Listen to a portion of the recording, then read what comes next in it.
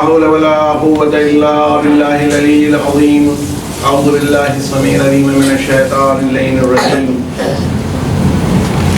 بسم الله الرحمن الرحيم. الحمد لله رب العالمين والصلاة والسلام على سيد الأنبياء والمرسلين سيدنا ومولانا بالقاسم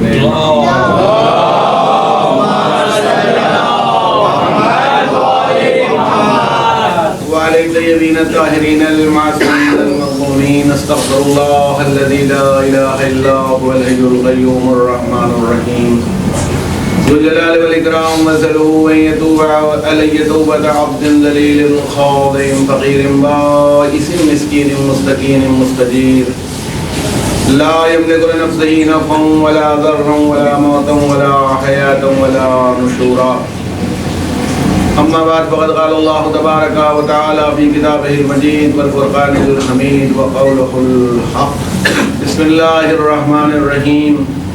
الحمد لله رب العالمين. صلوات اللهم صل على محمد وآل محمد. برادران ایمانی، معزز سامعین اور بزرگان محترم، آج یہ شب اربعین کی مجلس ہے اور آپ ابھی اس سلسلے میں جو سماعت فرما چکے ہیں اب تک کہ اسلام دین مودت و رحمت، اسلام دا religion of love and mercy, اس سلسلے میں میری کجمت بیانی کو آپ نے اتنے دنوں برداشت کیا ہے اور جو سلسلے کی آخری مجلس ہے، تو میں بھی سوچ رہا ہوں کہ اب چھٹی مل جائے گی کہ دن وقت نکل گیا اور آپ آتے رہے. تو یہ آپ کی ہمت افزائی عزت افزائی اور ان بزرگ علماء جو تشریف فرما ہے، قبلہ صفدر صاحب کی شخصیت محتاج تعارف نہیں، بنگلور سے آپ تشریف لا رہے ہیں، اتفاق سے آپ کو معلوم ہوا اور صرف میری عزت افزائی کے لیے آئے. اور اگر یہ آج وہ موضوع کا تھوڑا بہت کنکلوژن نہ ہوتا تو میں آپ ہی سے درخواست کرتا کہ آپ کی موجودگی ہے تو آپ بیان فرمائیں.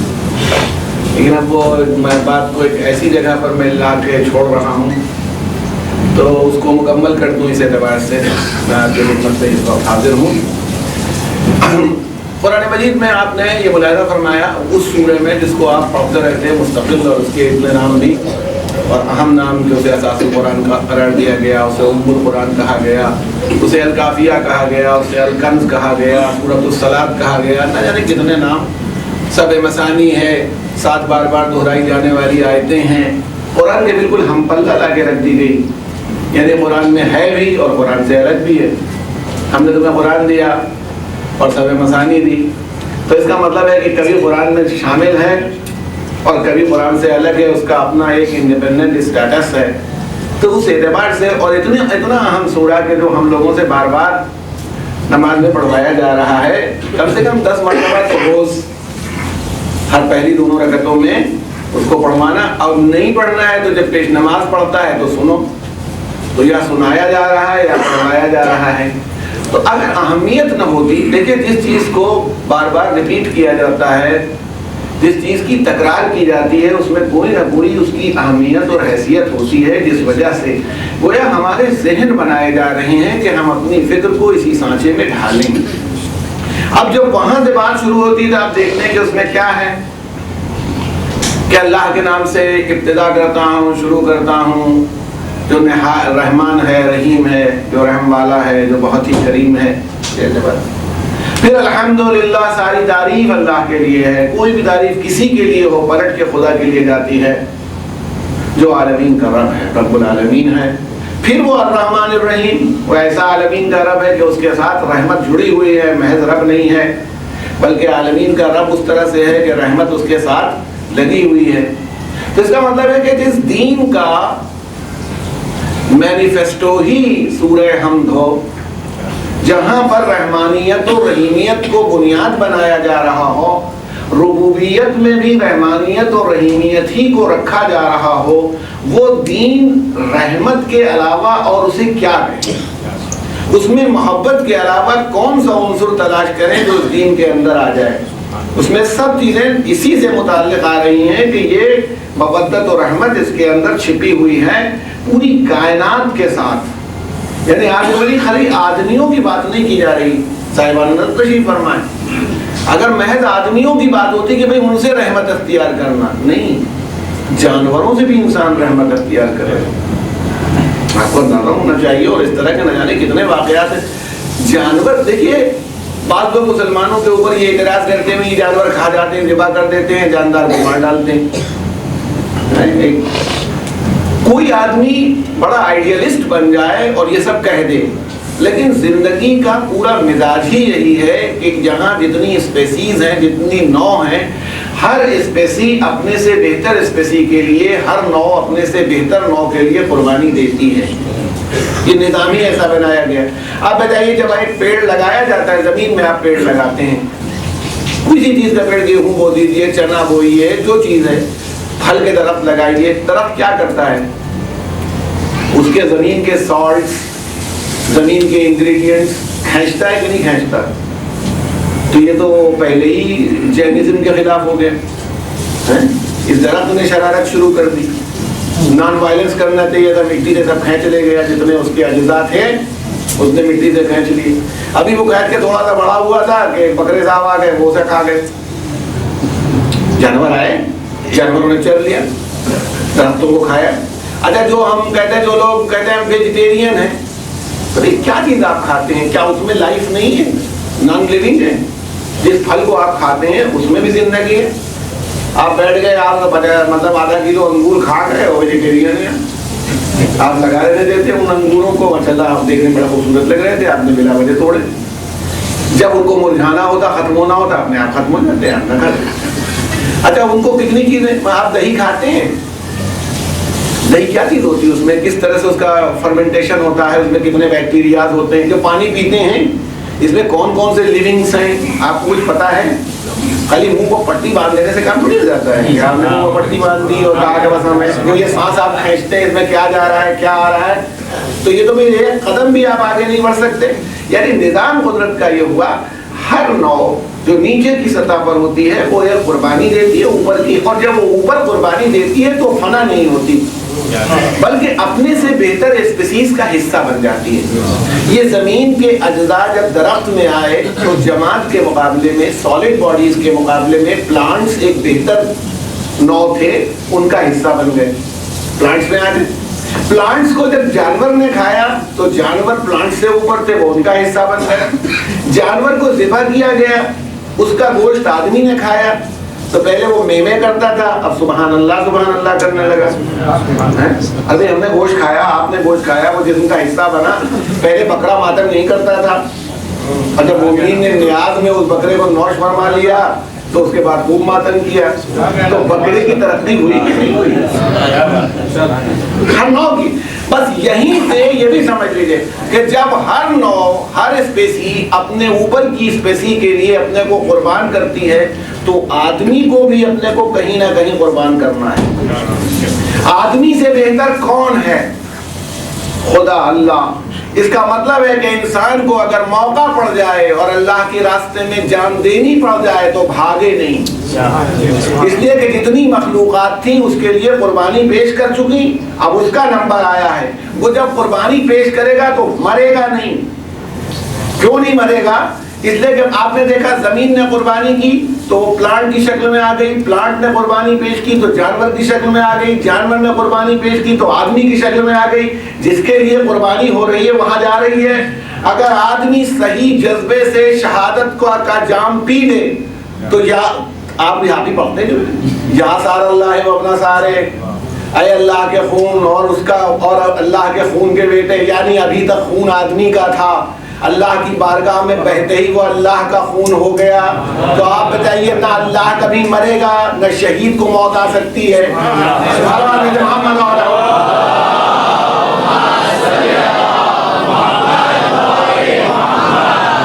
ये है ना, तो इसलिए जितना ये तसव्वुर पैदा होता है उनका जानवर, मगर कुदरत ने, आप ये देखिए कि ये नहीं है, मना भी फरमाया कि अभी गोश्त इतना खाने पर आए, सारा इक्विलिब्रियम माहौलियात माहौल का खत्म कर दिया। ये तो आप मासूमीन ने मना किया है ज्यादा खाने से। इक्विलिब्रियम जो है माहौल का, एनवायरनमेंट का, वो डिस्टर्ब ना हो, उसमें जो बैलेंस है, जो तवाज़ुन है, वो ना पाए, ये इस पर ध्यान रहे। कितना खाएं, और तो बाद मासूमीन की रवायत में भी है महीने में एक मरतबा। तो हम उसे बैलेंस कर लेते हैं कि अरब जब खाता था तो वो एक दिन पूरा बकरा खा जाता था, तो हम उसको आधा आधा पाव रोज कर लेते हैं। मोहम्मद वाले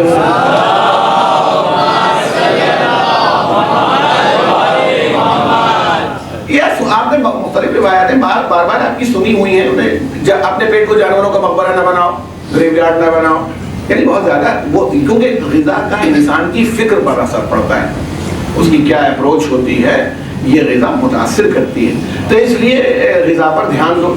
जानवर के सिलसिले में अब देखिए, आप कि जानवर को ये नहीं खाली जानवर है, आप देखिए उसे ज़िबा करने का तरीका क्या है, कैसे ज़िबा करो। इस तरह से ज़िबा करो कि उसकी रगें जो कटती हैं, ज़िबा करने से पहले क्या करो, उसका पेट भरा हुआ होना चाहिए, उसे पानी पिला दिया जाना चाहिए, छुरी जो है वो तेज़ होनी चाहिए, तकलीफ कम से कम हो सारी। और ये क्या खून उसका इसलिए निकाल दिया जाए कि ये मॉडर्न रिसर्च तो अब आई, अल्लाह को तो मालूम है कि क्या चीज़ फ़ायदेमंद है और क्या नुकसानदेह। उसमें यूरिक एसिड होता है खून में, इसलिए जो यूरिक एसिड होता है वो इंसान के लिए बहुत ज़्यादा नुकसानदेह होता है। तो जब रगें काट दी जाएंगी और वो जितना खून बह जाएगा तो वो जो खतरा यूरिक एसिड का था वो खत्म हो जाएगा। जब झटके से जानवर कत्ल किया जाता है, ज़िबा किया जाता है, तो वो यूरिक एसिड जिस्म में रह जाता है, नुकसान करता है इंसान को।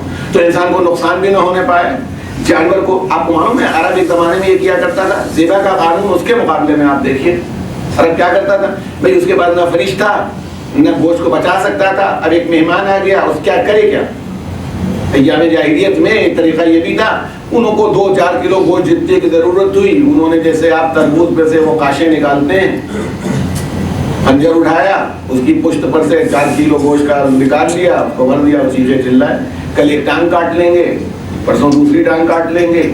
इस्लाम ने इसको महता कर दिया, हराम है, ये मुर्दार है, खा नहीं सकते इसको, जब तक जानवर को ज़िबा न किया जाए उसका गोश्त नहीं खा सकते। तो जो ज़िबा किया जाता है जानवर को, कि उसमें भी ये नहीं कि जिस जानवर को पाया खाते चले गए, ये नहीं है, उसके अंदर निज़ाम यही बनाया गया। फिर जब जानवर को ज़िबा किया जाता है तो उसके अंदर ये भी निज़ाम है कि कितना हो, कितना खाया जाए, किस मौके पर हो, तो इसके सारे अहकाम इसे रेगुलेट करते हैं, इसे कंट्रोल करते हैं। तो कोई आदमी ये समझ के ना चले कि इस्लाम चूंकि जानवर ज़िबा करने की इजाज़त देता है तो नॉन वायलेंस की जगह वो वायलेंस को प्रेफर करता है। ये वायलेंस नहीं है, ये सोसाइटी का एडजस्टमेंट है। वही कौमें जो गोश्त खाने की मुखालफत किया करती थी, जिस पर किताबें तहरीर करती हैं, जिस पर पैम्फलेट निकालती हैं और डट के खाती हैं। हमें तो ऐसे बहुत से इत्तेफाक़ात होते रहते हैं। मुसलमान बेचारे तो जब गोश्त खरीदते हैं तो पाव भर आधा किलो, उनकी इकोनॉमी ही इजाज़त नहीं देती कि ज़्यादा खरीदें, मगर जब गैर मुस्लिम गोश्त खाने पर आते हैं तो वो कुछ और खाते ही नहीं सिवाय गोश्त के। कभी होटल में बैठ जाए वो और अब उन्हें गोश्त खाते हुए देखिए, इसलिए कि जो नदीदा होता है वो खाता ज़्यादा है, जो रोज़ देखे हुए होगा उसको इतनी परवाह नहीं होती। सलावत भेजे मोहम्मद वाले।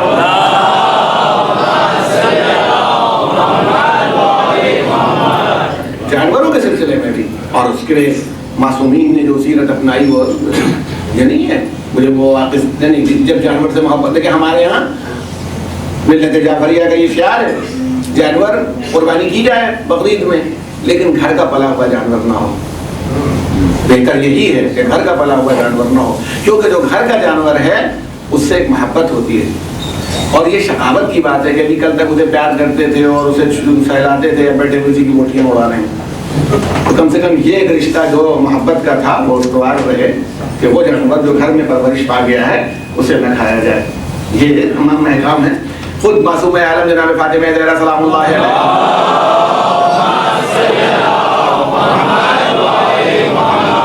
का ये मिलता है कि जब रसूलुल्लाह की वफात हो गई, अब देखिए जानवर भी जानता है, अपने मालिक को पहचानता है। तो जो आपकी ऊँटनी थी रसूलुल्लाह की, उसने खाना पीना छोड़ दिया, नहीं खाया, तो वो बिल्कुल मरने के करीब हो गई। नेचुरली जितनी उसकी कुव्वत बर्दाश्त रही होगी उतना उसने साथ दिया। जब वो मरने के करीब हो गई तो समझदार लोग तो ऐसे मौके पर करते ही हैं। मान लीजिए अगर एक बिल्ली ने एक मुर्गी पकड़ ली तो मर जाएगी, देख रहे हो, जल्दी से ज़िबा कर दो इसको ताकि बच जाए। तो कुछ समझदार लोगों ने कहा कि इस ऊँटनी को ज़िबा कर दिया जाए। मासूम आलम को जैसे ही पता चला आपने शायद में उसे कोई छुए नहीं, वो मेरे बाबा है, कोई उसे छुए नहीं, मेरे बाबा की ऊँटनी है। लोग रुक गए। उसके बाद आपके हुक्म से उस ऊँटनी को लाया गया, उसने अपना मुंह कब्र रसूल पर रखा और वहीं जान ली। तो जानवरों से मोहब्बत जो है, अमीरुल मोमिनीन उस रात में जब आप जा रहे थे, जिस रात पूरी रात जागते रहे थे, मुर्गाबियों के लिए वसीयत करके गए कि या तो इनके खाने पीने का ख्याल रखना, बेकार नहीं देने आज़ाद कर देना। यानी ऐसे हंगामी हालात में जब आप कभी आसमान को देखते थे, कभी अपने को देखते थे, आपकी जो फिक्र थी उसके पेश नज़र भी जाते हुए मुर्गाबियों के लिए वसीयत फरमा के गए। इमाम हुसैन अलैहिस्सलाम को आप देखते हैं कि वक्त आखिर इतना, यानी एक इंसान अगर आम इंसान होता तो कितना खराब होता। इमाम मासूम है जिसने 71 लाशें उठाई हों, इस्तिलाहन सही, इतने जख्म खा चुका हो, देख चुका, आखिरी रुखसत के लिए जा रहा हो, घोड़ा पैर नहीं बढ़ा रहा है, तो क्या कहा था कि मैं अपने आप जाने को तैयार हूँ अगर तुमने ताकत न रह गई। इमाम ज़ैनुल आबिदीन अलैहिस्सलाम पूरी सीरत आपकी है, पूरी जिंदगी आपने अपने किसी सवारी को एक ताजियाना भी नहीं मारा, कभी एक वार नहीं किया जानवर के ऊपर। रसूलुल्लाह की हदीस जानवर के लिए है, कभी उसकी पीठ पर न खड़े हो, उस पर उसकी बर्दाश्त से ज्यादा वजन न ला दो। जब अगर गुजर रहे हो रास्ते में पानी पड़ जाए तो जब तक वो 3 मरतबा पानी से मुंह न हटा ले आगे नहीं बढ़ना। मंजिल पर पहुंच जाओ तो पहले उसके चारे दाने और पानी को इनका इंतजाम करना, तब खुद अपनी फिक्र करना, इसलिए कि तुमसे ज्यादा मेहनत करके आया है। कभी उसके मुंह पर ना मारना क्योंकि उसका चेहरा तस्बीह परवरदिगार करता है। जो दीन इस तरह का हो, जानवरों से मवद्दत और रहमत सिखा रहा हो, वह इंसानों से जुल्म सिखाएगा। मोहम्मद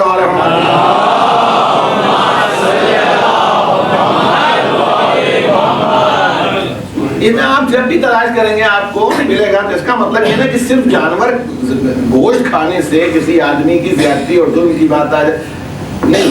और दुनिया के जितने मज़ाहिब हैं वो छोड़ दीजिए, उलमा जो उनके होते हैं वो ना करें, बाकी सब लोग वही सब काम कर रहे हैं। इस्लाम एक प्रैक्टिकल रिलीजन है, अमली मजहब है। वो ये नहीं कि किताब में कुछ और लिखा हुआ है, अमल हमारा कुछ और है।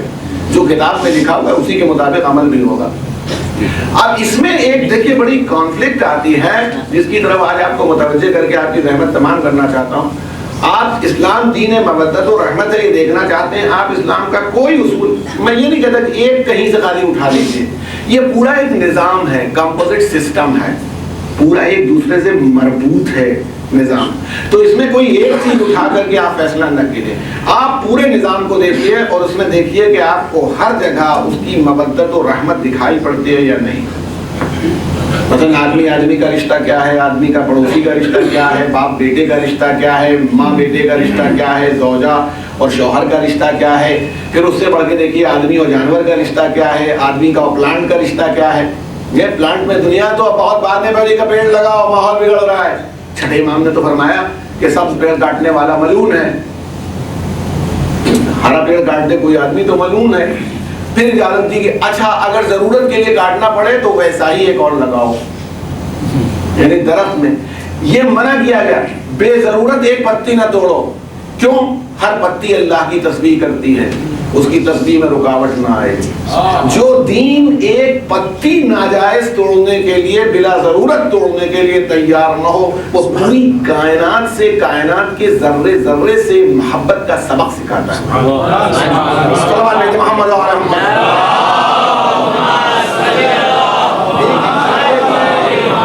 और वजह क्या है? देखिए इसी सूरह में, अब पूरे हम में आप पेश नमाज हज़रात पढ़ते हैं, आप भी पढ़ते हैं अल्हम्दुलिल्लाह रब्बिल आलमीन। लेकिन दुनिया में जितने मज़ाहिब हैं, मैं दावे से कहता हूँ, वो अल्लाह को घेर के अपनी तरफ लाते हैं। आज कोई बनी इसराइल का खुदा बनाता है, किसी के एतबार से वो ईसाइयों का खुदा है। वो किसको माफ़ करेगा? ईसाइयों का खुदा किसे माफ़ करेगा? जिसको बैप्टाइज किया गया हो, जिसे वो पानी में, मुकद्दस पानी में होता दे दिया गया हो, अब जो चाहे करो। तुम्हें पानी में होता दे दिया गया, तुम ईसाई हो गए, जनाब ईसा तो सबके फिदिया बन ही चुके हैं, सबके गुनाह अपने सर पर सारे ईसाइयों पे वो ले चुके हैं। अब जन्नत तो तुमको चलनी है। यहूदियों के एतबार से भी यही बात थी कि जन्नती वही है, बाकी सब लोग اس لیے قرآن مجید نے کہا فتمنوا الموت ان کنتم صادقین، پھر اگر تم سچے ہو تو موت کی تمنا کرو، جنت تو تمہارا انتظار کر رہی، آؤ۔ تو اندازہ یہ ہوتا ہے ہر قوم اور ہر ملت اور ہر گروپ اپنا خدا بناتا ہے، اور ہمارے یہاں تو ہندوستان میں کل دیوتا بھی ہوتا ہے، خاندان کا دیوتا، خالی یہ فیملی کا دیوتا ہے، جو ہمارے کل دیوتا ہیں ہمارے خاندان کے دیوتا ہیں۔ ہم تو کل دیوتا کے معنی عربی میں سمجھتے ہیں کہ سب کا جو ہو، مگر وہ کل کے معنی خاندان کو لیتے ہیں کہ ہمارے خاندان کا یہ دیوتا ہے، ہماری فیملی کا، ہمارے گاؤں کا دیوتا ہے، گاؤں دیوی بھی ہوتی ہے۔ تو وہ ایک سلام بھیجے محمد علیہ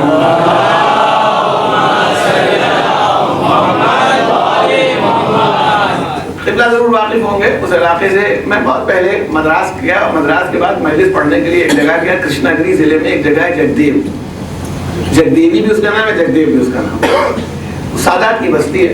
تو کبھی کبھی مجلس میں جیسے ذاکر خطابت کر دیتا ہے، وہ بہت مولائی قسم کے لوگ تھے، تو میں نے کہا کہ بھئی یہاں کیوں نہ مولائی ہوں، اس گاؤں کا نام ہی ایسا ہے۔ سب متوجہ ہوئے، میں نے کہا اگر جگدیو کہا جائے تو یعنی زمانے کا جو دیو ہو، دیوتا ہو، اور اگر جگدیوی کہا جائے تو جو زمانے کی دیوی ہو، اور ہمارے حساب سے تو جگ دیوتا علی ہیں اور جگ دیوی فاطمہ ہیں۔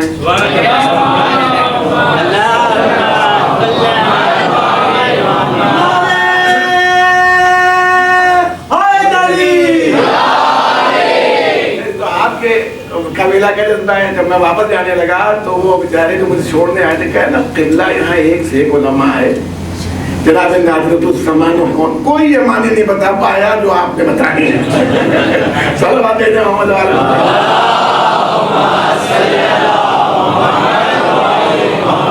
تو وہ کبھی کبھی بالکل جذباتی باتیں ہوتی ہیں، وہ انسان کو لگنے لگتی ہیں اچھا وہ اس وجہ سے نام نہیں رکھا گیا ہوگا، کہاں سے آیا ہوگا اور کیسے بدلا ہوگا۔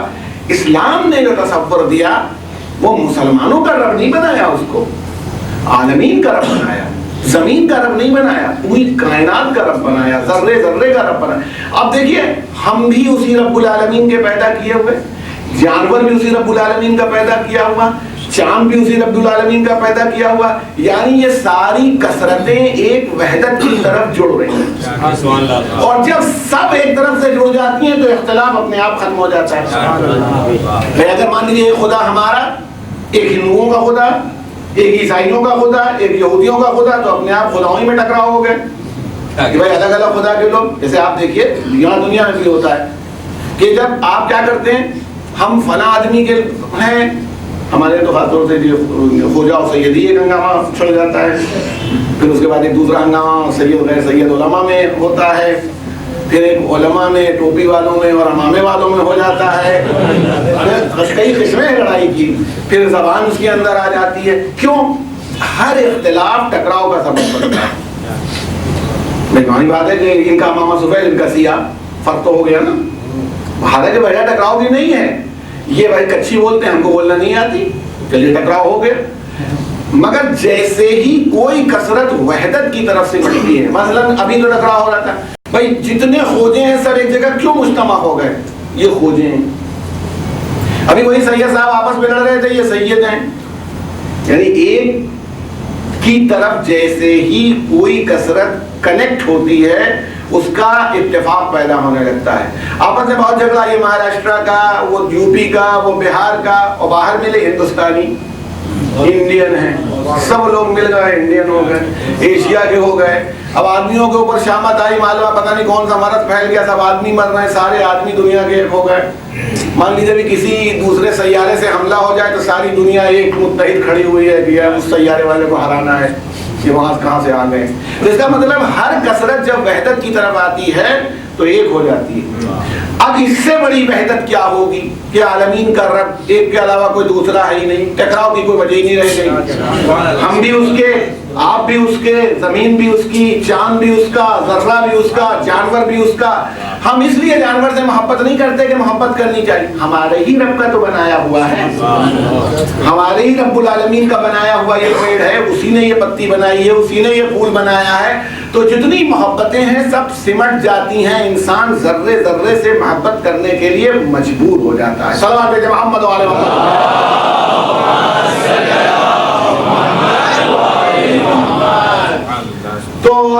بھائی اعلان نہیں کیا؟ واضح بلند نعرہ صلوات،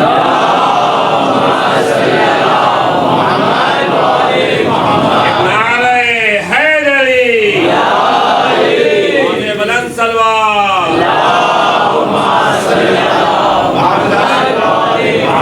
ایک اعلان تو یہ ہے کہ انشاءاللہ نماز ظہرین کے بعد کل یہاں پر ایک مجلس اعزا برپا ہوگی اربعین کے سلسلے میں، جس پہ حجت الاسلام مولانا سید احمد علی عابدی صاحب اللہ بیان فرمائیں گے، جس میں اور بعد میں یہاں نیاز کا بھی انتظام ہے، مردانی مجلس ہے۔ اور یہ ایک شب بیداری ہے انشاءاللہ جو 17 مارچ کو سیٹرڈے کو، یعنی جو اگلا سنیچر ہوگا آج ہی کے دن شب میں 8 بجے ٹھیک برپا ہوگی، یہ درگا درشن پارک میں اپوزٹ گاڈ گفٹس ٹاور یہ ہوگی شب بیداری میں۔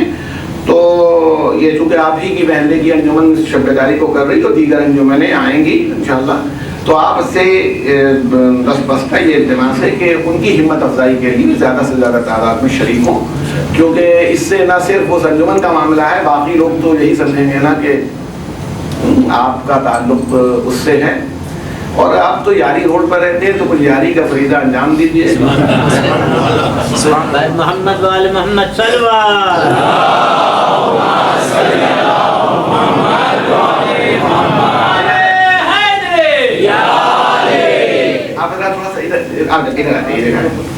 یار کے معنی دوست کے ہوتے ہیں نا، آپ ادھر دیکھیے، ایک سلام کہیے محمد وآل محمد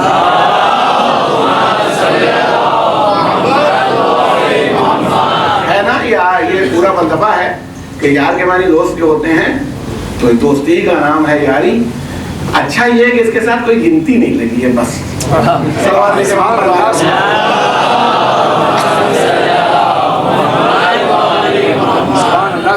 تو عرض کرنا ہے آپ کی خدمت میں کہ اس پہ دیکھیے ایک صورت کیا پیدا ہوئی جس پر آپ توجہ دیجیے گا اور وہی سمجھے کہ وہ اس مسئلے کا حل بھی، اور وہ یہ ہے کہ عیسائیوں نے اس بات کو بہت زیادہ دنیا کے سامنے رکھا اور اپنے مذہب کی عظمت کے طور پر پیش کیا کہ جناب عیسیٰ علیہ السلام نے یہ کہا کہ کوئی تمہیں ایک گال پر تماچا مارے تو تم دوسرا گال اپنا بڑھا دو، پھر ارشاد فرمایا دشمنوں سے بھی پیار کرو۔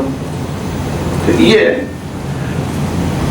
اچھا دوسروں نے جو ان کے مخالفین ہیں مثلا یہودی ہیں یا اور لوگ ہیں جو جناب عیسیٰ کی مخالفت کرتے ہیں، وہ کہتے ہیں یہ پریکٹیکیبل نہیں ہے، عملی طور پر یہ ناممکنات میں سے ہے، ایک ناممکن بات۔ اچھا اسلام نے سزا کا بھی قانون بنایا، قصاص کا بھی قانون بنایا، تمام چیزیں ساتھ رکھی، تو کہنا یہ ہے کہ ایک چیز جو بہت بڑا مسئلہ بنتی ہے وہ تو کہہ دیا جائے کہ ہاں پریکٹیکل نہیں ہے، اور یہ کہہ دیا جائے کہ جناب عیسیٰ، مگر ایک ہمارے لیے بہت بڑا مسئلہ ہے، اور وہ مسئلہ یہ ہے کہ کیا انبیاء کی تعلیمات الگ الگ ہوتی ہیں؟ یعنی جناب موسیٰ کی تعلیم ایک ہو، حضرت عیسیٰ کی دوسری ہو، حضرت محمد مصطفیٰ کی تیسری ہو۔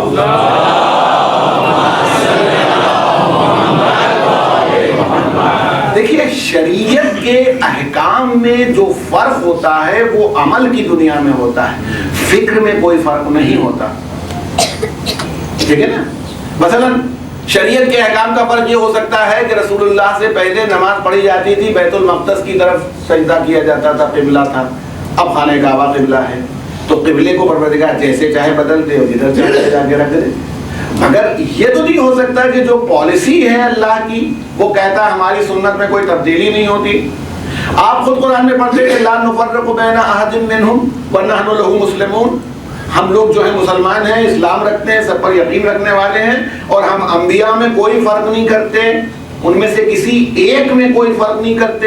اب وہ تو جناب موسیٰ تو اتنی سختی کر رہے ہیں، اور حضرت عیسیٰ کہاں کوئی تماچا مارے تو دوسرا تم گال اس کے آگے کر دو، تو اب دوسرے لوگ سمجھتے ہیں جناب عیسیٰ نے کہا ہی نہیں ہوگا۔ یہ ایک ایسی کنٹروورسی ہے جس میں لگتا یہ ہے کہ نہ ان کی سمجھ میں آیا جو موافقین تھے کہ جناب عیسیٰ کیا کہہ رہے تھے، اور نہ جو مخالفین تھے ان کی سمجھ میں یہ بات آئی ہے۔ اسلام دین رحمت ہے، ہم کہہ کے چل رہے ہیں، تو اب لگتا یہی کہ دین تو یہی اچھا ہے کہ بھائی دیکھیے اگر خود نہ ہو، اگر ہمیں تماچا مارنا ہو تو اصول یہی اچھا ہے، لیکن کھانا ہو تو نہیں اچھا ہے۔ ایک آدمی کو تماچا مارے گا، وہ دوسرا گال بڑھائے گا، تیسری مرتبہ پھر اس کا بھی تو جی نہیں بھرا، وہ تیسرا تماچا مارنا چاہتا ہے، پھر چوتھا مارنا چاہتا ہے۔ ہم کتنی دیر تماچے کھاتے رہے. لیکن اس میں بات یہ تھی کہ یہودیوں نے جناب موسیٰ کی شریعت کو اتنا مسخ کر دیا تھا کہ وہ قانون سزا جو ان کا تھا، تعزیر کا جو قانون تھا، وہ رسموں کی پیچیدگی میں پھنسا ہوا قانون بن گیا تھا. وہ صرف سزا دینا جانتے تھے. اسلام ہو یا جناب عیسیٰ کا اسلام ہو یا دیگر انبیاء کا اسلام ہو، وہاں سزا دینا مقصد نہیں ہوتا. سزا ایک کریکٹیو سسٹم ہے، مجبوری کا نام ہوتا ہے جو سزا دی جاتی ہے. سزا دینے میں مزہ نہیں آتا. یہودیوں نے اس کو لا کر کے اس منزل پر رکھ دیا تھا کہ انہیں سزا دینے میں لطف آتا تھا، انجوائے کرتے تھے. میں آپ کو لا کے دکھاتا ہوں کیا ہوتا. تو ایک یہ فرق تھا، جناب عیسیٰ کی شریعت الگ سے کوئی شریعت نہیں تھی، وہ موسیٰ کی شریعت کے پابند تھے. اس میں جو ڈیفیکٹ تھا کہ مورل ویلیوز ختم ہو رہی تھیں، جذبہ رحم و مروت ختم ہو رہا تھا، مرسی کا فقدان ہو رہا تھا. جس چیز کی کمی ہو رہی تھی اس کو انہوں نے اسٹریس کیا. بس صرف اتنا کیا. شریعت کے معاملے میں انہوں نے کوئی نئی شریعت نہیں بنائی. اچھا ہم آپ سے کہتے تھے کہ انہوں نے یہودیوں کو کیا کہا؟ سانپ کے بچے. یہودیوں کو انہوں نے جو آواز اپنے خطبات جو ان کے ملتے ہیں اس میں یہودیوں کو سانپ کے بچے کہا ہے. تو بتائیے ایک آدمی جو رحمت کی بات کر رہا ہو کسی آدمی کو سانپ کے بچے کہے تو پتہ نہیں کون سے ڈاکو یہ سب کہا ہے. یہودیوں کے لیے کہا ہے کہ تم کیا کرتے ہو، مچھر منہ میں چلا جائے تو اس کا مسئلہ پوچھتے ہو اور پورے اونٹ کھا جاتے ہو لوگ. ڈانٹ ٹپٹ سے یہودیوں کو جناب عیسیٰ علیہ السلام نے کی. تو ایک آدمی جو رحمت کا اتنا بڑا مجسمہ بنا ہوا ہو اسے کیا امید کر رہے ہو، کیا کر رہا ہے؟ اس کا مطلب ہے کہیں سے کوئی مسنگ لنک ہے جس کو سمجھنا ہے جناب عیسیٰ کیا کہہ رہے ہیں اور ان کا مقصد کیا ہے. کمزوری ان کے اندر جذبہ ترحم میں تھی، یہ خالی عیسائیوں میں نہیں، ارے یہودیوں میں نہیں. مصری یہی کرتے تھے، آشوری جو تھے وہ ان کے دیوتا غضب کے تھے، یہ جتنے لوگ تھے یہی کرتے تھے. اور اس کا ثبوت آج بھی ہے. آپ روم میں چلے جائیے، وہ کنواں موجود ہے جہاں سب لوگ اوپر تماشا دیکھتے تھے. مجرم کو ڈال دیا جاتا تھا درندوں کے سامنے، شیر چیر پھاڑ کرتے تھے. بادشاہ بھی مزہ لے رہے ہیں، وزیر بھی مزہ لے رہا ہے. جبکہ اسلام کا اصول کیا ہے؟ اگر سولی دیے جانے والے آدمی کو کوئی آدمی دیکھے تو بعد میں غسل نہیں کرے. انہیں ضرورت بھی ہوگی نا، قاضی کو کھڑا ہونا ہوگا، عالم دین کھڑا ہوا ہے، سولی دی جا رہی ہے، ایگزیکیوشن بھی ضروری ہے. تو اس کا مطلب یہ ہے کہ اسلام سزا کو مزے کے لیے نہیں رکھ رہا. اب بتائیے مزہ آنے لگتا ہے. یہی تو اصلی بات ہے کہ جس کے اندر جذبہ رحمت غائب ہونے لگتا ہے اس کو لطف آنے لگتا ہے سزا دینے میں. جیسے حجاج ابن یوسف کے لیے مشہور ہے، یہ گورنر تھا بنی امیہ کا، اور حضرت عمر ابن عبدالعزیز جو بہت نیک بادشاہ گزرے بنی امیہ میں، وہ کہا کرتے تھے کہ اگر دنیا کے بدنام گورنروں کا اور ظالم گورنروں کی کوئی کانفرنس ہو، جتنے گورنر اب تک ہوئے ہیں، تو ہم بنی امیہ اکیلے حجاج ابن یوسف کو لا کر کے نمبر 1 ہو سکتے ہیں. اتنا ظالم گورنر تھا. اس نے اپنی زندگی میں تقریباً 1 لاکھ آدمی قتل کروائے بغیر مقدمے کے. اس کا حال یہ تھا. اسے رات میں نیند نہیں آتی تھی جب تک قیدیوں کے چیخنے چلانے کی آواز نہیں سنتا تھا. یعنی ایک ایسا ڈیزیزڈ کیس ہے، بیمار ذہن رکھتا ہے. اس کے لیے مشہور ہے کہ رقص بسمل جو شاعری وائری میں آتا ہے، آپ سنتے رہتے ہیں. رقص بسمل کیا ہوتا تھا؟ رقص بسمل یہ ہوتا تھا کہ ایک آدمی جو پکڑ لیتے تھے اس کو، عام طور پر وہ جو غلام ہوتے تھے کالے اور سیاہ، اس کو ناچنے کا حکم ہوتا تھا. یہ لوگ بیٹھے ہوئے کھانا کھا رہے ہیں، وہ ناچ رہا ہے، اور وہیں پر آگ جلتی ہوتی تھی. اس پر توا رکھا ہوتا تھا جو بالکل تقریباً لال ہوتا تھا، اور انہوں نے ماری گردن اس کی. ایک مرتبہ وہ ناچ رہا ہوتا تھا، جب اس کی گردن کٹ گئی، جسم تو متحرک ہے، اور گردن کو رکھ دیتے تھے اس کے اوپر توے پر، تو ہلتی رہتی تھی اور سب بیٹھے ہوئے قہقہ لگایا کرتے تھے. یہ تبھی ہو سکتا ہے نا جب انسان کو سزا دینے میں لطف آنے لگے. یہ مرسی کے خلاف یہ بات ہے. سزا اسلام ایز اے کریکٹیو میجر دیتا ہے، مزہ نہیں دیتا. میں دیکھیے آپ کے سامنے اس کی مثال لا رہا ہوں. امیر المومنین کے ساتھ بھی یہ واقعہ ملتا ہے، اور رسول اللہ صلی اللہ علیہ وسلم کے لیے نقل کیا گیا.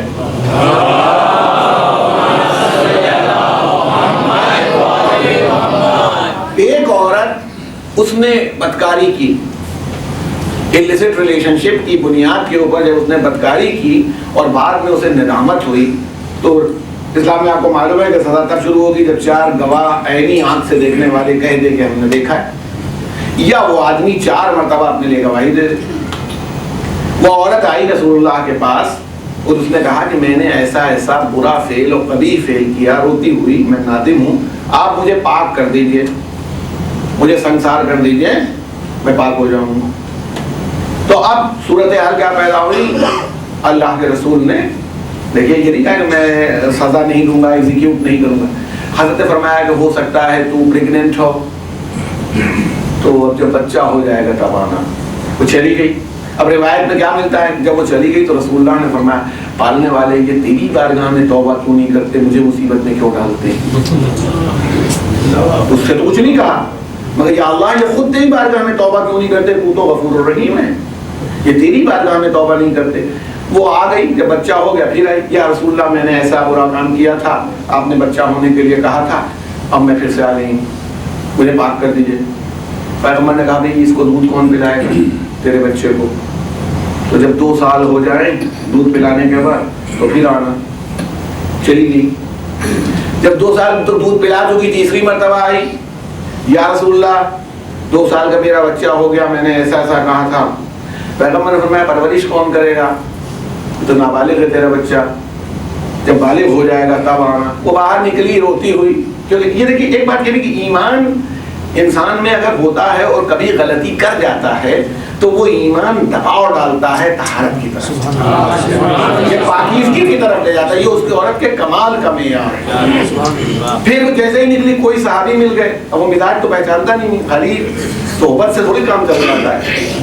رسول اللہ کیا کر رہے ہیں, اس عورت نے کہا کہ مجھے کیا معاملہ کام ہے, بار بار آتی ہوں مجھے واپس کر دیتے اور کہتے ہیں بچہ بڑا ہو جائے گا اور میں نے ایسا گناہ کیا تھا, میں چاہتی ہوں کہ میرے اوپر حد جاری ہو جائے. تو انہوں نے کہا ٹھیک ہے تمہارے بچے کی پرورش و کفالت میں کروں گا. چلو اس کو لے کے آئے, رسول اللہ کا یا رسول اللہ میں اس کی کفالت کرنے کے لیے تیار ہوں. اس نے 4تھی گواہی بھی اپنے لیے دے دی. جب 4تھی گواہی دی, پیغمبر کا چہرہ غصے سے سرخ ہو گیا, اور اس صحابی سے رسول اللہ نے فرمایا اگر کفالت ہی کا مسئلہ ہوتا تو کیا میں خود کافی نہ تھا, میں بھی بال پرورش کر سکتا تھا, پال سکتا تھا.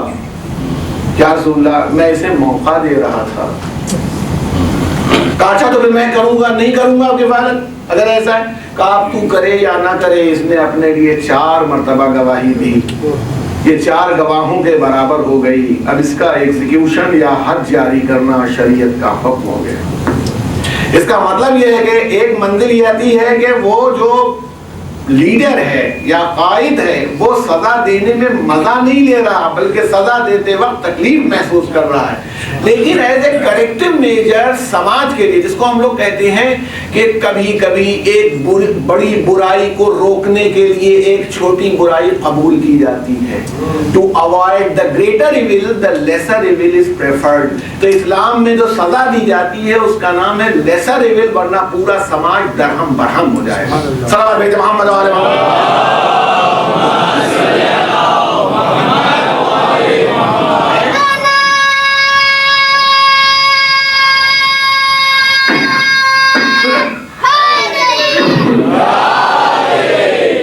آپ کے ذہن میں اسی ایک واقعہ ہے جو پوری تصویر کھینچ رہا ہے کہ کیا ہے.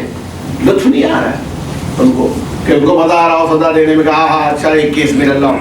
اس کو اس عورت کو سنسار کیا گیا جو طریقہ تھا سنسار کرنے کا. اب نام نہیں لیں گے ایک صاحب کا, بہرحال بعد لوگوں کو شکایت ہو سکتی ہے, مجلس بعد میں انٹرنیٹ پر بھی آ جائیں گی. تو بس ایک صاحب یہ رسول نے, تو ہر قسم کے آدمی دنیا میں ہر وقت ہی ہوتے ہیں, جب اس کو مارا, پتھر مارا تو وہ خون ان کے اوپر چھینٹنے لگی, تو انہوں نے اسے گالی دے دی.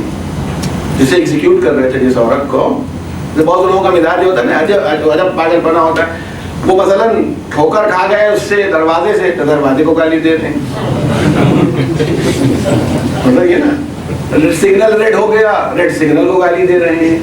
یہ بھی نہیں سوچتے کہ بھائی اس سے جو گالی تم نے دی ہے, اگر قدرت تمہیں کھڑا کر کے کہے کہ چلو تو یہ رشتہ جو تم نے آپ جوڑا ہے اس کو تم پورا کر کے دکھاؤ.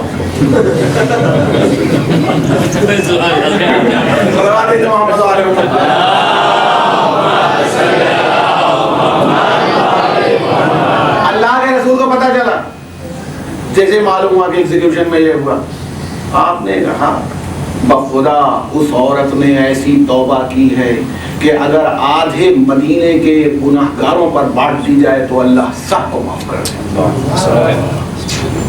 یعنی توبہ کا اسلام میں ایک معیار ہے۔ رسول اللہ نے یہ نہیں کہا، اس کو اتنی پاکیزگی اور اتنی بلندی حاصل ہو گئی اس گناہ کے بعد کہ توبہ کر لی تو ایسی پاکیزہ ہو گئی کہ اس کی اکیلی توبہ آدھے شہر کو معاف کروا سکتی ہے۔ صلوات بھیجیں محمد و علیہ وسلم۔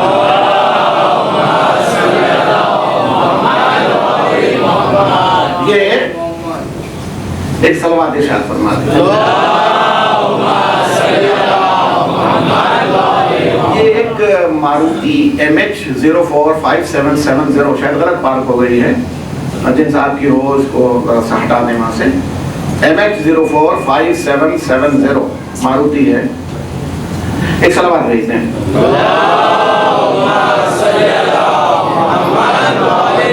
تو ارباب کرم توجہ فرمائیے گا، میں آپ کی تمام توجہات کا انتہائی شکر گزار ہوں کہ کتنی مشکل منزل ہوتی ہے کہ سزا دینے میں کریکٹیو میجر لیا جاتا ہے۔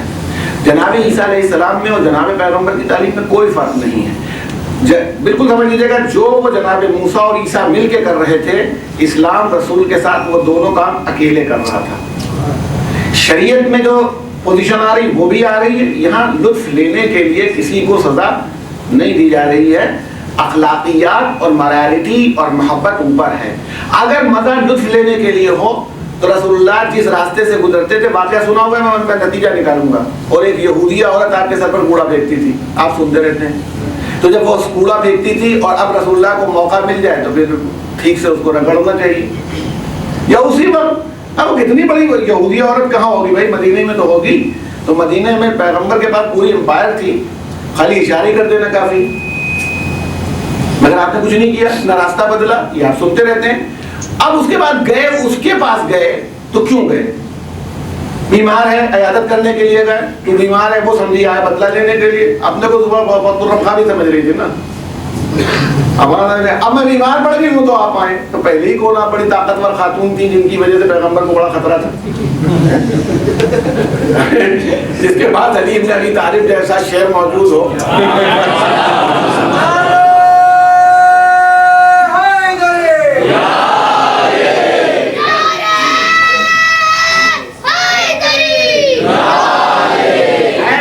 آپ کے سامنے کی بات، لیکن رسول اللہ گئے اس کی عیادت کرنے کے لیے۔ دیکھیں کیا وہی بات جو انہوں نے کہی، دشمنوں سے پیار کرو، اسی کی تفسیر ہے جو رسول اللہ نے کی۔ بات کیا ہے؟ یعنی انسان سے نفرت نہ کرو، اس کی برائی سے نفرت کرو۔ یہی عیسیٰ بھی پیغام دے رہے تھے، باقاعدہ یہ نہیں کہ تمہارے دشمن ہے پکڑ کے اسے پیار کرنے لگو، یہ تو بالکل بیوقوفی کی بات ہے کہ ہمارے دشمن سے پیار کرنا ہے۔ وہ بیچارہ ہو سکتا ہے اسی پیار، وہ جہاں سنا ہے عراق میں اور وہاں جو مشاہد مقدسہ ہیں، اگر کوئی کرامت کا ظہور ہو جاتا ہے تو جس کے اوپر ہوا وہ مصیبت میں آ جاتا ہے۔ ہر آدمی اس کا کپڑا نوچنے لگتا ہے، تو اگر وہ ہوتا بھی ہے تو وہ بھاگ لیتا ہے، کسی کو بتاتا نہیں، ورنہ وہ چومنے میں ختم ہو سکتا ہے۔ صلوات علی محمد علیہ وسلم۔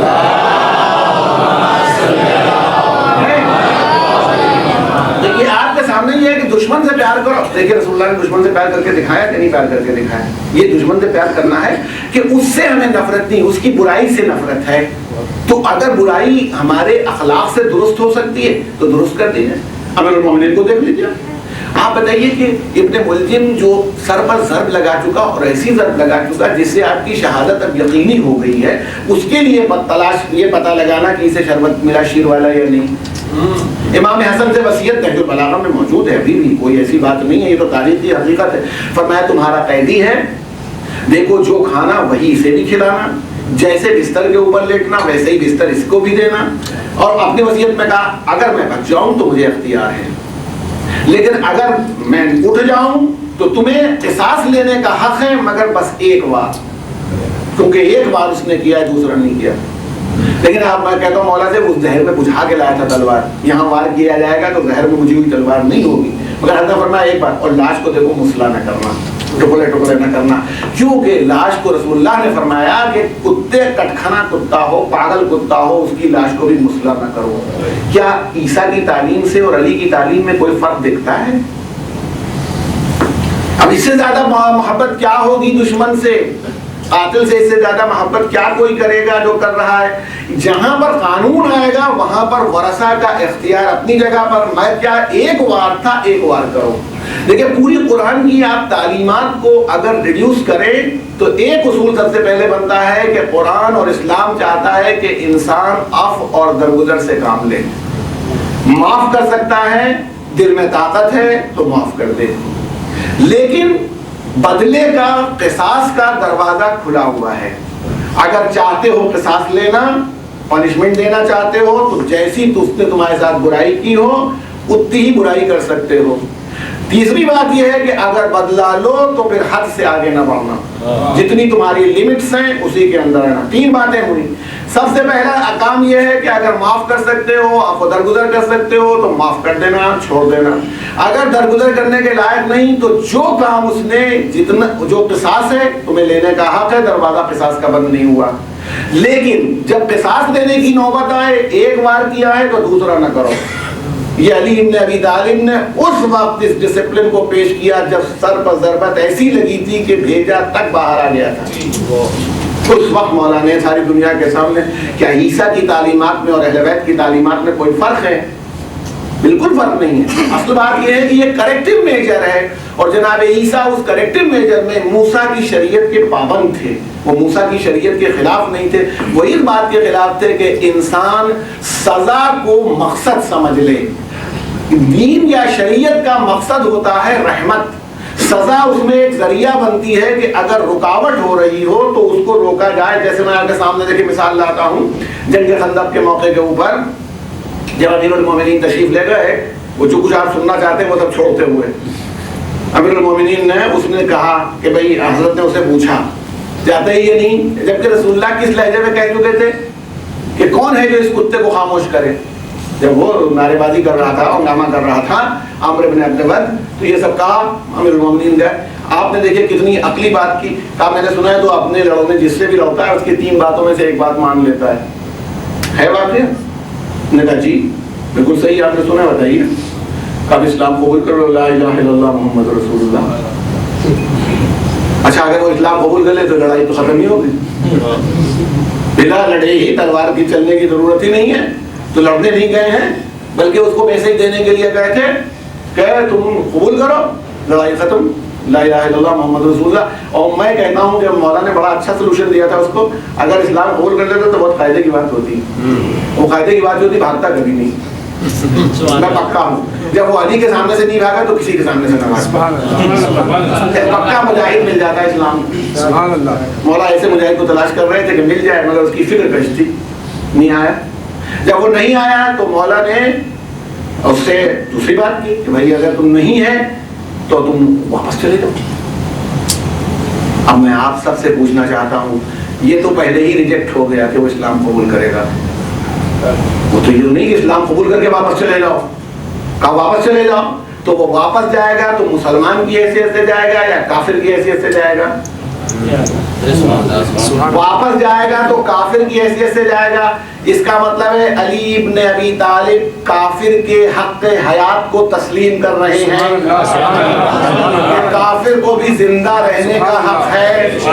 اب میں ان مسلمانوں سے پوچھتا ہوں جو نام کے مسلمان ہیں اور جو مسجدوں میں بم رکھتے ہیں، جو ٹرینوں کو بم سے اڑاتے ہیں، کہ یہ کافر ہے اور یہ غیر مسلم ہے اور یہ دشمن ہے. علی ابن ابی طالب کو دیکھیں کہ لڑنے آیا ہوا کافر ہے، کفر کی حالت میں ہے. گویا علی یہ مان رہے ہیں کہ انسان اگرچہ کافر ہی کیوں نہ ہو مگر زندہ رہنے کا حق ہے. رائٹ ٹو لیو اس کا حق ہے، یہ مولا تسلیم کر رہے ہیں. اور اگر مولا نے اس بات کے لیے رسول اللہ سے پوچھا بھی نہیں کہ حضور اجازت ہے واپس جانے دو، اس کا مطلب ہے یہ امامت کے اختیارات ہیں. نبوت وہاں انتظار کر رہی، امامت یہاں چھٹی دے رہی. اگر واپس چلا جاتا عمرو تو حالت کفر میں ہی واپس جاتا. اب وہ کہہ رہا میں واپس بھی جاؤں گا تو لوگ ہنسیں گے، عورتیں ہنسیں گی، میں واپس تو نہیں جاؤں گا. بتائیے، نہ اسلام قبول کرے گا نہ واپس جائے گا، وہ لڑنے کے لیے تیار ہے، تو مولا کیا کرتے؟ اب اس میں کیا کیا جا سکتا ہے؟ کوئی تیسرا سلوشن کوئی صاحب 1400 سال ہو گئے، 14,000 سال بعد بھی نکال کے لے آئے.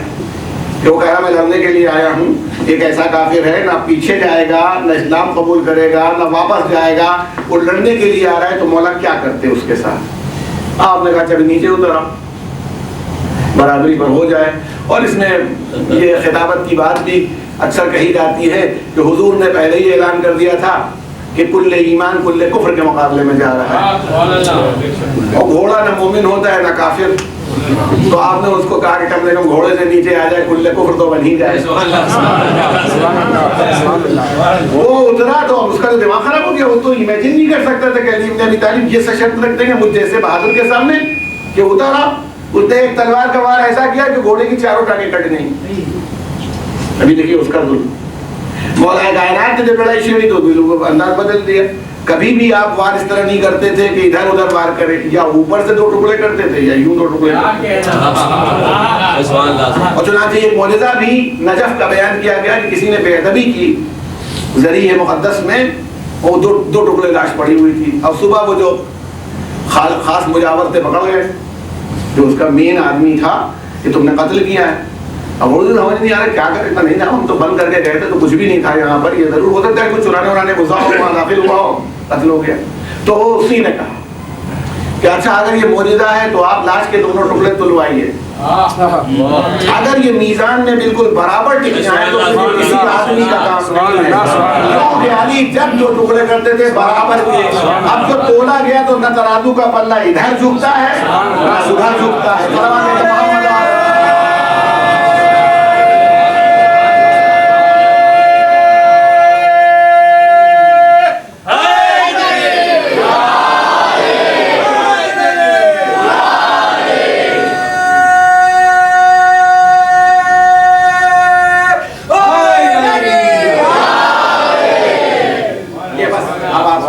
اس منزل تک میں آپ کو لے آیا کہ آپ اندازہ کر لیجئے کہ مولا نے اس کو، تو آپ نے کیا کیا؟ آپ نے یہ واحد جگہ ہے جہاں اس کی پنڈلی کاٹی، کہ پیر کٹ گیا، تلوار سے وار کیا جب وہ گرا.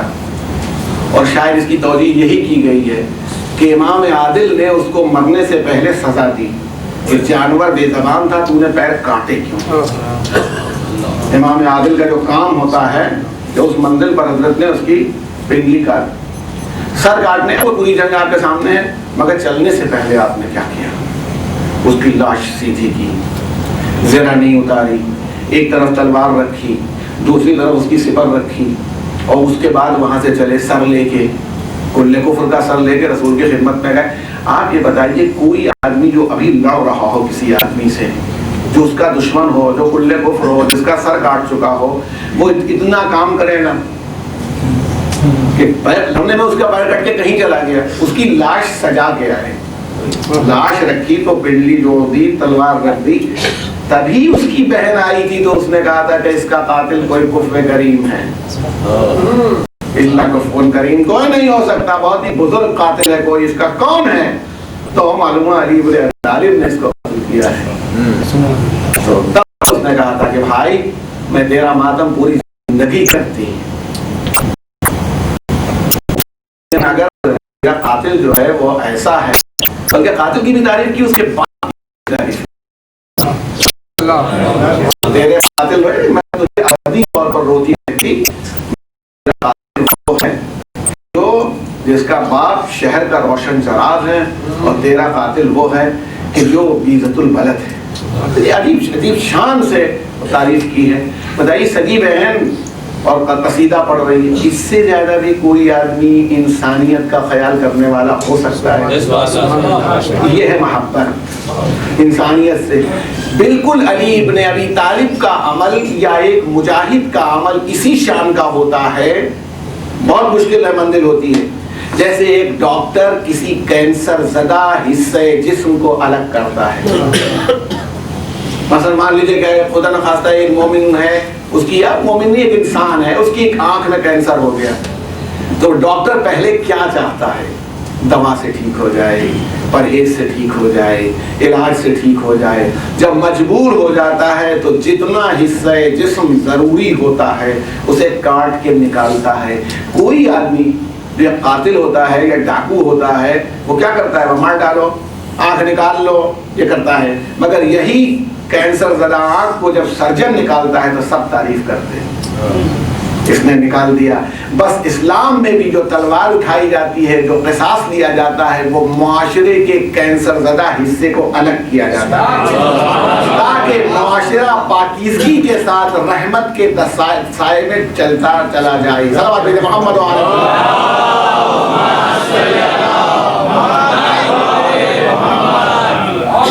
बस आपकी रहमत तमाम करते हुए ये अर्ज़ करना चाहता हूँ कि बहुत बसीत मौजू है और आप देखते रहेंगे कि यही पैगाम भी है करबला का, यही अहले बैत का, यही कि पूरे मुआशरे में खाली बराबरी का मुकाबला ना करो।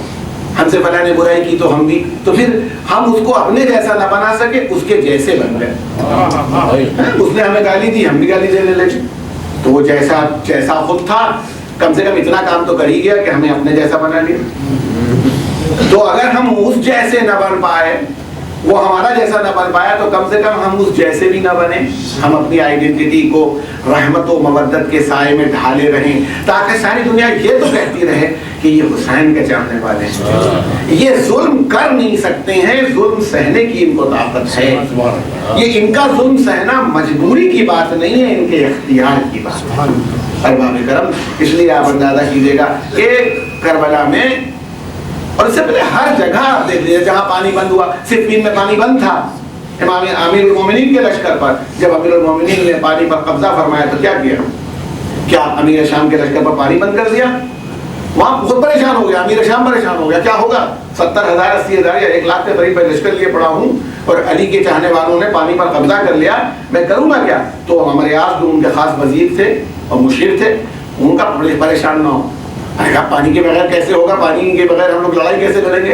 तो हमारे हाथ ने कहा कि क्या तुम अपने को अली को तुम अपने जैसा समझते हो क्या? बैठे रहो तुमने पानी बंद किया था, तुम समझते हो अली भी बंद कर देंगे? तुमने अभी तक अली को पहचाना नहीं क्या? थोड़ी देर में मौला के मुनादी ने आवाज दी, पानी सबके लिए आम है, और देख लो जो मैं कह रहा था, गोया था वो उनका दोस्त, मगर मारिफत अली इब्ने अबी तालिब उसको थी कि अली क्या कर सकते। तो अली वाले वही होंगे जो उस नक्श कदम को देख करके उस पर अमल करना शुरू करें। इंशाअल्लाह दुनिया बदलेगी, तब्दील होगी, कम से कम ना भी बदले तो आप सवाब के मुस्ताहक होंगे और अपने इमाम की सीरत की जिंदा किताबें बन करके दुनिया के सामने आएंगे।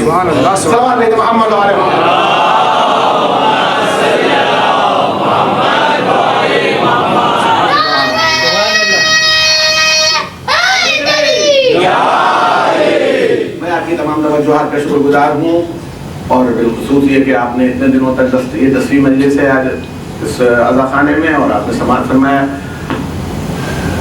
अगर मुझसे कोई कोताही हुई हो, गलती हुई हो, तो मैं उसके लिए आपसे माज़रत ख़्वाह भी हूँ और मैंने अपना ईमेल एड्रेस भी इसमें डाल दिया है। अगर कोई सवाल हो तो आप रेफरेंस दे दीजिएगा कि कहाँ की मजलिस है, उसमें तो हो सकता है मेरी इस्लाह हो जाए, आप उसके अंदर बयान कर दें। लेकिन एक बात, चाहे मैं पढ़ूँ या कोई आलिम पढ़े या कोई खतीब पढ़े, एक बात याद रखिएगा, ये तरीका कभी भी अच्छा नहीं होता कि किसी आदमी की तकरीर का एक जुमला कहीं से उठाया जाए और फिर उसको ताने दिए जाएं। उसकी पूरी तकरीर कंपोजिट फॉर्म में ली जाए, जहाँ से वो शुरू करता है और जहाँ पर खत्म करता है, वरना कुरान पर बहुत से एतराज हो जाएंगे। ला तक़रबुस सलात, वैलुल लिल मुसल्लीन, नमाज पढ़ने वालों पर लानत है अल्लाह की, है नमाज के करीब न फटको। कितने शायद इसी को पढ़ के आगे बढ़ते ही नहीं, अपना निकल लेते हैं कि नमाज के करीब जाने ही चाहिए। तो कहना ये ना कि पूरे सिस्टम को अगर कोई आदमी, लेकिन कोई भी माशाल्लाह उलमा तशरीफ फरमा है और मुझसे बेहतर ज़ाकिरी फरमाते हैं, ये भी बैठे हुए, लेकिन उनकी मजलिसों में भी कोई एक जुमला अगर उठा लिया जाए तो मिल सकता है। अब मैं तो पता नहीं क्या क्या नकल कर रहा हूँ, कभी अमीर शान की गुफ्तगू नकल करता हूँ, कभी मौला का जवाब देता हूँ। अब ये मेरे हर चीज़ मेरे नज़रियात में थोड़ी शामिल है कि वो क्या कह रहा है और हुसैन क्या कह रहे हैं और जवाब क्या हो रहा है।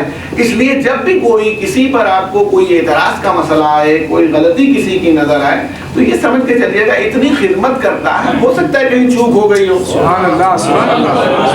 देखिए हम सब क़िबला तशरीफ़ फरमा है, इनके हवाले से हम सब इमाम के खादिम हैं, हम इमाम के खादिम हैं, उनके नौकर हैं इमाम के।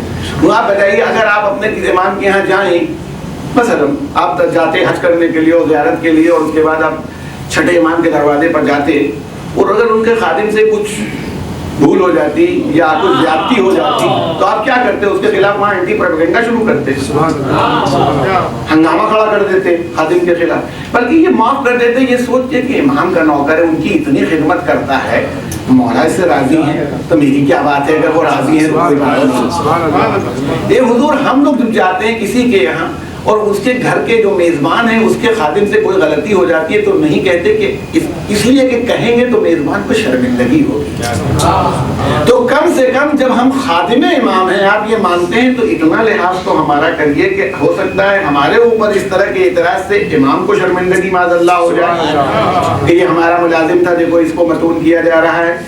لیکن یہ کہ افہام و تفہیم کی اگر بات ہے سمجھنے بوجھنے کی تو کوئی حرج نہیں، آپ کا رخ ہم سمجھ سکتے ہیں، ہمارا رخ آپ سمجھ سکتے ہیں، ایک دوسرے سے سیکھنے کے ہزاروں موقع ہوتے ہیں۔ معافی کا وہ جذبہ پیدا کیجئے جو حسین نے خر کے لیے کیا، ہو سکتا ہے کوئی جو حسین کے کو لایا ہو وہ تو خود کہتا تھا ہاتھ باندھے ہوئے تھا، آپ نے باندھے ہوئے بندھے ہوئے ہاتھوں سے آیا، مگر امام علی مقام نے اس کے لیے کیا کہا؟ تو دنیا میں بھی آزاد ہے اور آخرت میں بھی آزاد ہے تو وہ کون ہے؟ اس کے بیٹے کا لاشا لینے کے لیے خود گئے، خود کی میت جب آئی تو بیویوں کو حکم دیا اس کا ماتم کریں۔ بتائیے شہزادیاں فاطمہ زہرا کی بیٹیاں جس کا ماتم کریں اس کی شان کیا ہے؟ کتنی بڑی شان ہے، کوئی اندازہ نہیں کر سکتا۔ بس ارباب کرم جب بھی آپ اس کو دیکھیں گے اور اندازہ کریں گے آپ کو معلوم ہو جائے گا کہ حسین اور حسین کے چاہنے والے اسی محبت کے راستے کے اوپر تھے۔ وہ زمانہ آ گیا کوئی نہیں سمجھ سکتا اور اس منزل تک نہیں پہنچ سکتا جہاں امام مہدی مقام امام حسین علیہ السلام نے کربلا میں عصر عاشور کے موقع پر دنیا کو چھوڑا۔ بخدا اگر ہم بتا